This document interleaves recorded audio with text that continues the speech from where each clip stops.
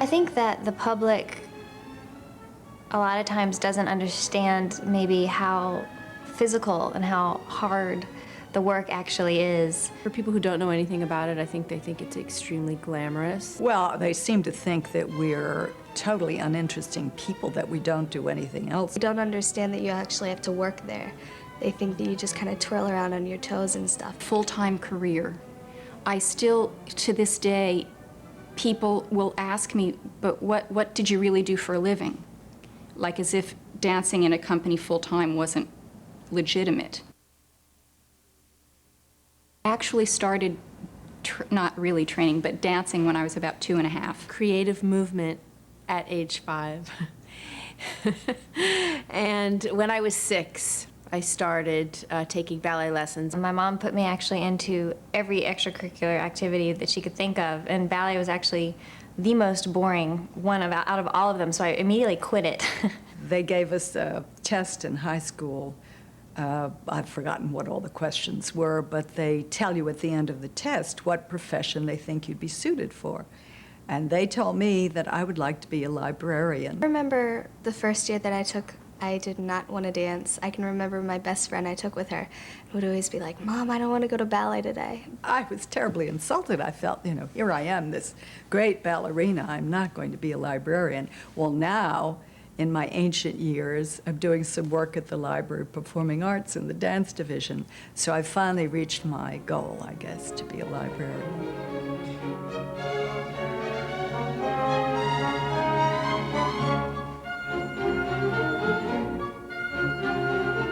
Dancing in the corps is exhausting. And I mean, the corps dancers a lot of times work almost harder than the principals because the corps dancers really pump out, 8 hours of rehearsals and then have to get ready and do a full evening's worth of ballets, a lot of times 2.5 hours worth of dancing. And to do that and to still have to go out there and put 100% into a performance and stay in line and, everything that they work with, I think is tremendously difficult. I went to the School of American Ballet when I was 15. Was there for a year, actually, and then I became an apprentice with New York City Ballet. And after about 2 months, actually, I became a full company member. And after that, I think it was about 5 years later, I was promoted to soloist, and then after another 5 years, I was promoted to principal. The hardest time for me was I actually had a lot of weight problems and was taken off stage because I was overweight. And it was very difficult to want so badly to dance and to just not be allowed to. And to watch, everyone else out there performing and to just know that I was being kept off stage. And it actually led to, I actually had to leave the company for a year. And actually in my head, I quit ballet because it was just too painful. And I went through a very difficult year and learned a lot through it. And I worked as a secretary and as an aerobics instructor, and I did all these different things, and it turned out to be great life experience. And it ended up allowing me to come back to ballet with a different outlook. I was not as obsessed with the ballet world as I had been, and I think it was a little bit of a healthier outlook that I had when I came back to it. And I ended up rejoining the company and handling the pressures much better, and came out of it well. But it was definitely a very dark time. Probably 1 or 2. 1. I mean, I've seen it happen. Because you have to be perfect to make it out there. I mean, there are so many girls. Gosh. I mean, it's probably a very low statistic. Probably 1 or 2 out of the 10 would make it to be a professional dancer. How many of us actually made it? Maybe out of 16 to 20 girls, maybe 4 had a real professional experience. And these are all good dancers. When I was performing with the company, I could count on one hand the amount of people that came through the school for the whole 7 years or 6 years and got into the company, on one hand, out of nearly 100 dancers. I imagine there are only 2 or 3 per 100 that will go on and be professional. Resilient. I think you can't be, you can't let things get to you. Musicality really is one of the very most important things. It's, if a dancer isn't responding to the music she's dancing to, you don't get any heart. It's not just having the perfect body, the extensions and everything, and the technique. It's expressing yourself and actually dancing, not just going through the movements. Emotional endurance, just because it's emotionally a very difficult career, and you're constantly putting yourself on display.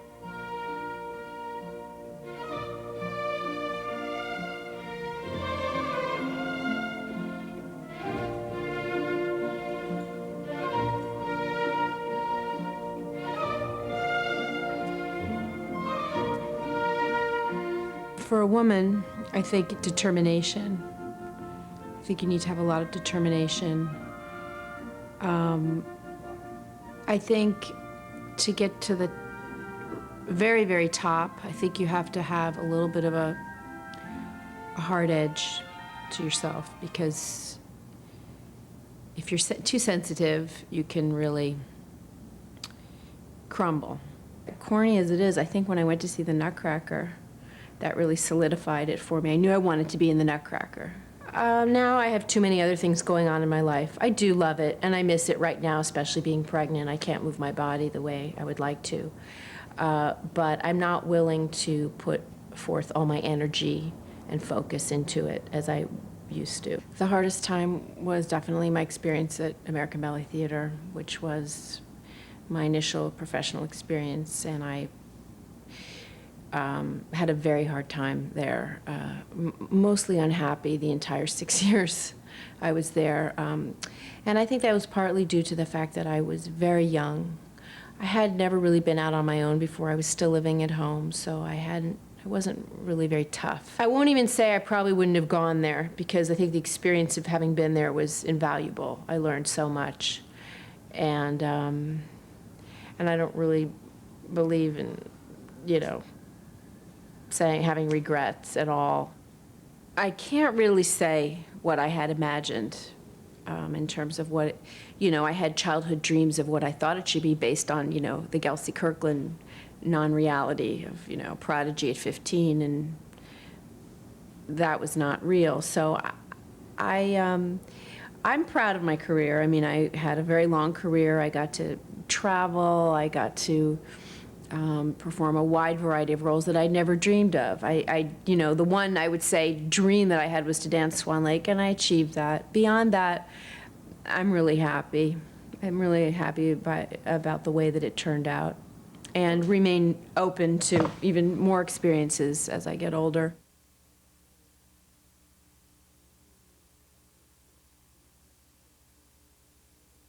I had a fracture in the bottom of my foot once, and that only kept me out for a summer. Well, I've had 4 major injuries in my career. I had a sprained left foot, a sprained right foot. Then, as I said earlier, I had torn Achilles tendon that I danced on for a year before they went and repaired it. And most recently, although they say it has nothing to do with ballet, but I had hip replacement surgery. I've been really lucky, and the only injury I ever had was a stress fracture on my shin, and I was able to work with it. Broken my foot. I have sprained my ankle twice. I sprained my back, and I tore the bottom of my foot, my plantar fascia. This class is generally an hour to an hour and a half long, and rehearsals begin at 11:30 or 12 and go through till 6 o'clock. Straight through all day with 1 hour for lunch, 45, actually maybe I'm dreaming, I think maybe it was more like a half hour, 45 minutes for lunch, and then straight through to 6 o'clock. From 6 to 8, we usually try to grab something else to eat, and the girls especially start doing the makeup and putting up the bun. Then performance at 8 o'clock. When I was in the corps, I was usually dancing all 3 ballets a night, every night, for 8 performances. So performance goes from 8 until 10:30 or quarter of 11. And then 11:30 we're home, and we try and scrounge up something for dinner, and then in bed by maybe 1.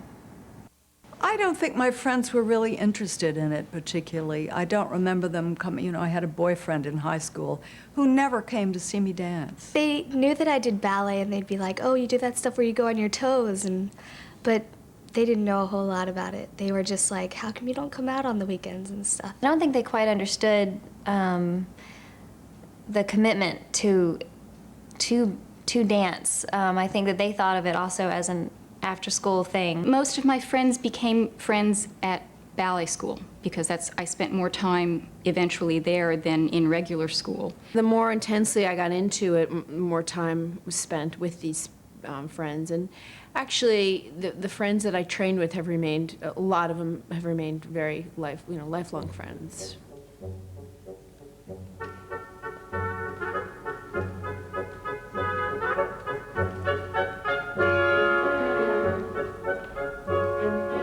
I think it's one of the most demanding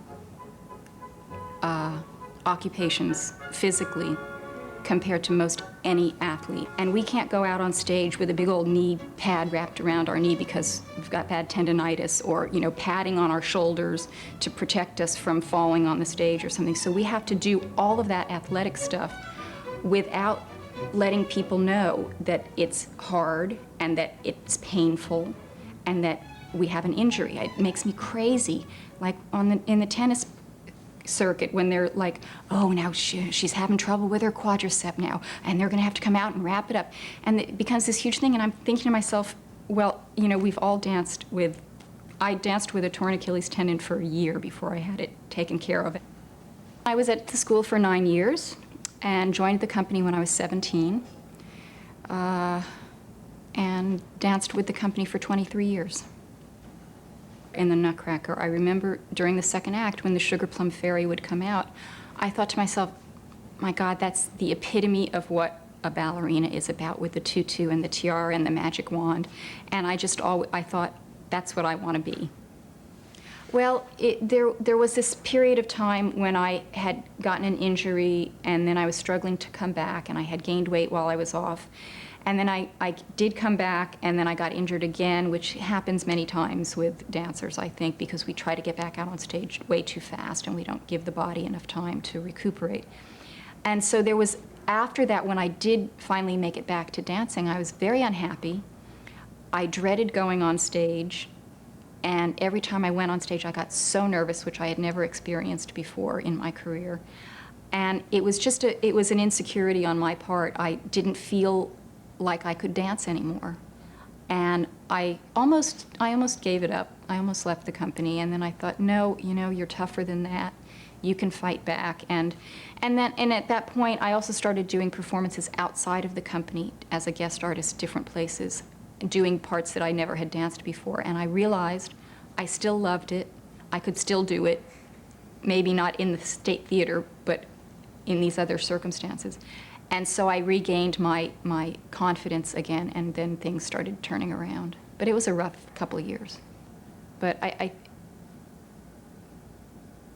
for me, it was my body, and it was my surroundings. I knew that I was not doing the roles that I had been doing for years and years and years, and I was second cast, and then I was third cast.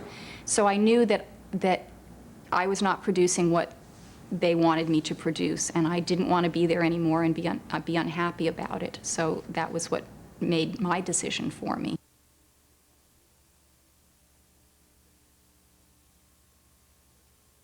I think it's much more competitive now. When I think of the things, I never had to really audition for things. I was just invited to do things. It is, but not like, just kind of, I don't know how to say it. You don't go out and are like, you better not get the part that I'm getting, but you can sense tension between the girls at certain points. We spend our time in class with each other, you know, trying to perfect ourselves, and we inevitably end up looking at somebody else and saying, she does that better, maybe I should work a little harder. To go to audition for a ballet company, so many every year that are eligible. I can't imagine how they choose, and a lot of hearts are broken. It was always running to the casting board to see if you were cast for that part, or did so-and-so get it instead of you, or did you get the first performance, or did she get the first performance? So there was always that, not that you were fighting amongst each other for parts, but the decision-making process formed that competitive feeling. My own personal taste is performance quality is really ultimately what counts, you know, what you convey to the audience and what the audience gets from you as a performer. I think it's about the same.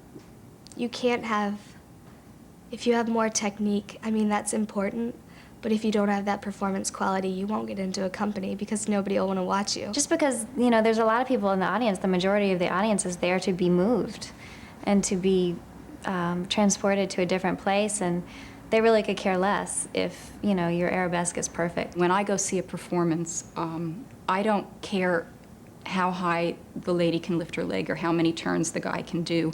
I'm much more interested in their presence on the stage. Oh, I think it should be a balance. I think right now the demands are so technical that it would be hard for a person who is more a performer and doesn't have a perfect body. It would be difficult for them to get into a ballet company now. They have to have this perfect technique. But I say, you know, I mean, if you want to see incredible technique, you're better off going to see the gymnasts or, you know, the ice skaters. They do more tricks than we can. The ideal dance body, Ideal in whose eyes? Well, long legs, nicely shaped feet. Long neck, long arms, long limbs. I think it was a kind of small head and a long neck and long limbs and definitely long legs. I mean, I think certainly long limbs, a pretty face doesn't hurt. Long, slim limbs, long neck. It's just a graceful gazelle-like look.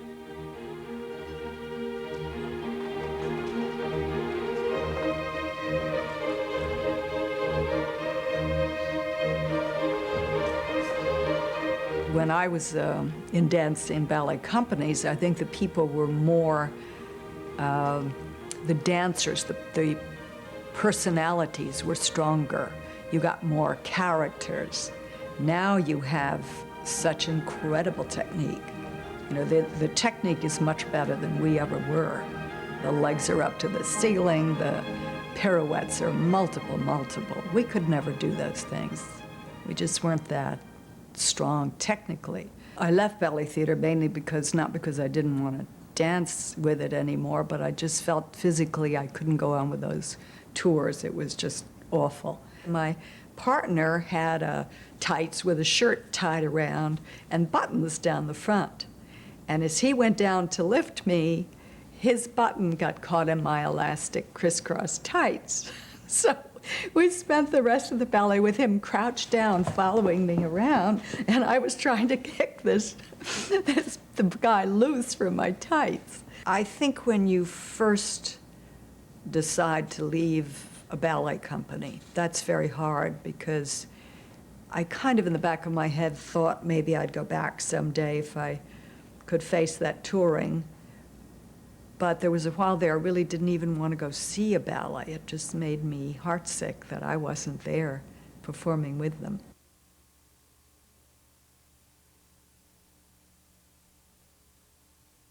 Well, I don't believe in that, but I think for many years I really would have loved to have nicer feet. I have always disliked my hips. I would have a much smaller derriere. I would not have so much flesh on my thighs, and I would be more flat-chested. I've always been like the short, bulky, muscular girl.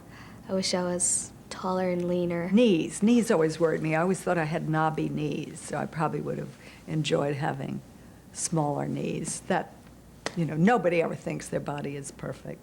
I felt my peak was in my 30s, but certainly someone else might say, you know, when I was 27, it was the best year. 30, you know, my body was strong and really, I was at my peak. I would say mid-20s to early 30s. In their 20s, I would say. They've matured enough by 25, they're experienced enough. I've seen so many ballerinas hit 30 and the entire ballet world goes, oh my God, it's over. And then all of a sudden something really rich and artistic and beautiful will come out of them that we've never seen before. And they still have their technical ability, but all of a sudden something new will bloom artistically. I think around 18 to 20, that should be your peak. I haven't gotten there yet, and I hope I'm still going to improve.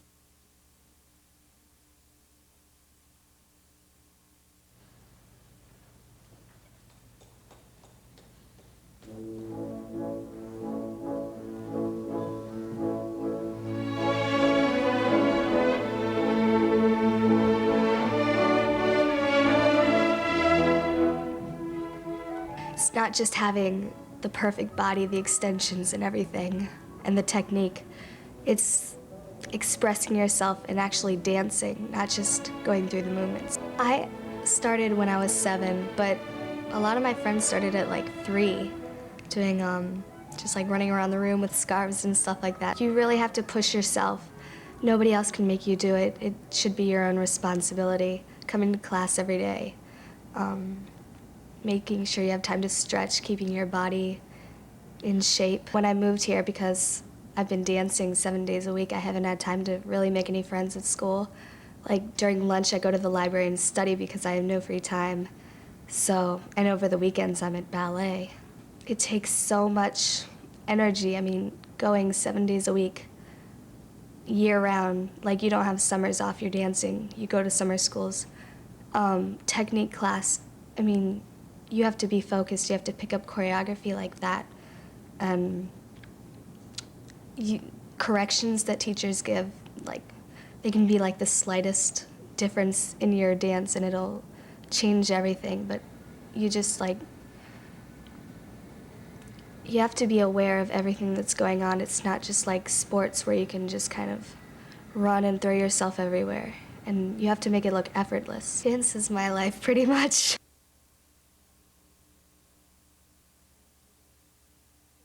It's a very difficult thing for people to know personally when to stop. I don't think anybody ever knows. You just have to listen to advice from other people. I guess 30. I think that probably around, in your early 30s, right when you're kind of maybe reaching your artistic peak, your physical abilities start to go down a little bit. Once they're over 30, 35, it starts to be a little more difficult. Sometimes your body will tell you. I think sometimes your boss will tell you, or maybe not tell you, but make you feel that way, and so you have to make that decision. If you no longer really want to put in all that it takes, then I think that probably signifies that it's time to move on. Increasingly, I think the ballet world becomes all you know and all you have, and so I think it becomes very dangerous because it's very difficult to let it go, because you feel like that after that it's a cliff. You drop off and there's nothing left for you. What do you do with the rest of your life?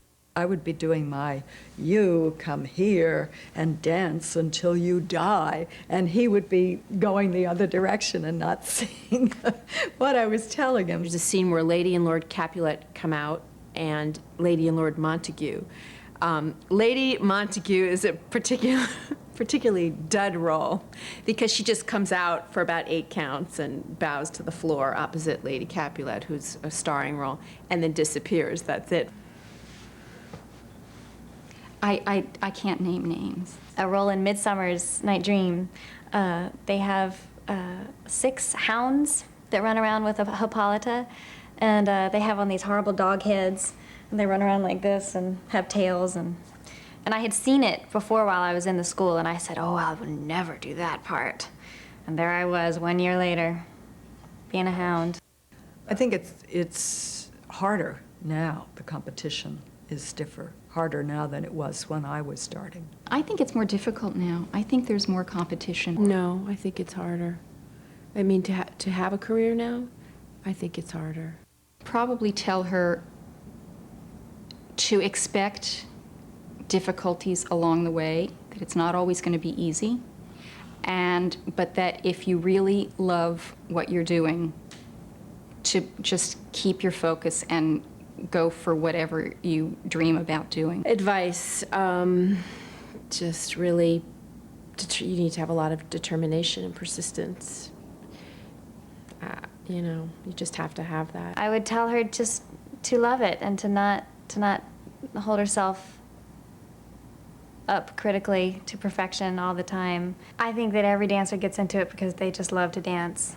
I think that almost every single dancer is dancing because they have a passion for it, because it's something that they need to do, that they want to do, that they must do in order to feel fulfilled. And I do think that a lot of dancers would do it even if they didn't get paid a cent.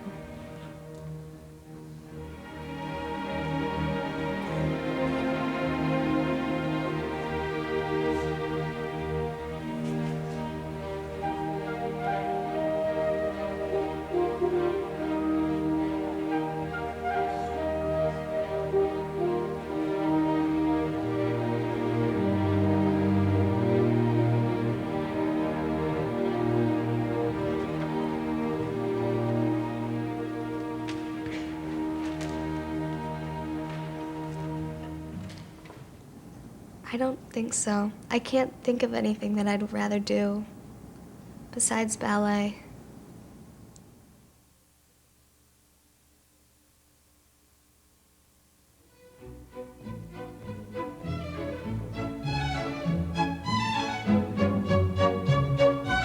You know what I have done a lot of and that I just love is country line dancing.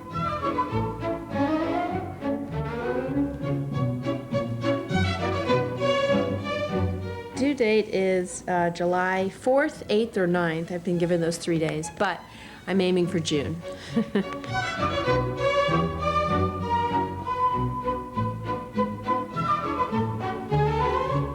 Really interested in the computers, although I'm very scared to do what I want to do yet.